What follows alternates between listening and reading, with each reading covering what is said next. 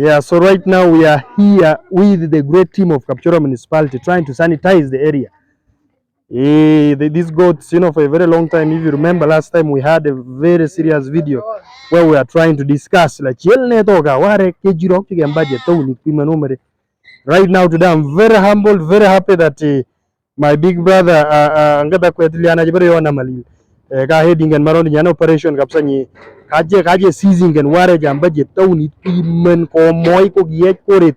And for some of you are aware wa tuguji je jonga la gugu sa kibiko gunyor bi gin illa gibrta bigo kikil ne boda and ginyor bi accident ijeshe daga yinwe mi hospital be bio ikul garenget lok tongu wurto jibade ejiri daga ne nyi gujo bade no mere baraget jida boda la mari ya furta ge bagenget. So today I'm very happy that Yona Malil with his team has led an operation that has seen like Ajan Amgapsa Warek did.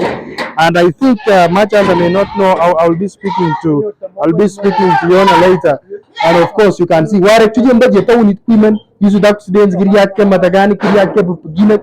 And but in fact, I even understand like of course, as you can see right now, I want to just show you one or two cows here that were also seized beginning yesterday.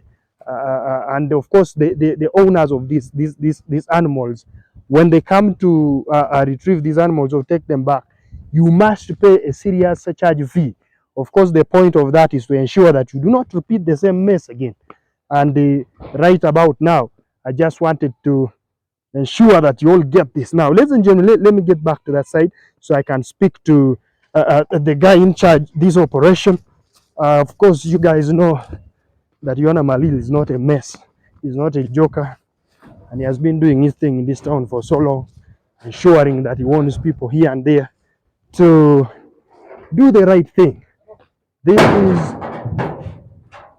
are the goats. And let's speak to Yona.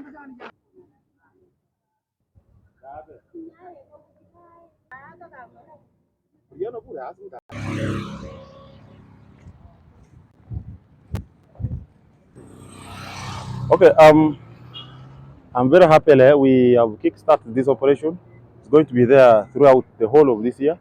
And I request the people, especially living in town, to put their cattle or goats into zero grazing. Otherwise, we shall be provoked to pick your goat or cattle. Because one, there are a lot of accidents that they are causing in town. So, I am sure yimda yamba ji golle mereja am nyele buju ne le keriach war wet le we britage so mere. So I wanted us to embrace this activity jiga le it's a collective responsibility and yoga na mwar wemu and ngije bring fine mandere nji. So yemiza baje mwele let's put our cattle into zero grazing. I remain Yona Malil.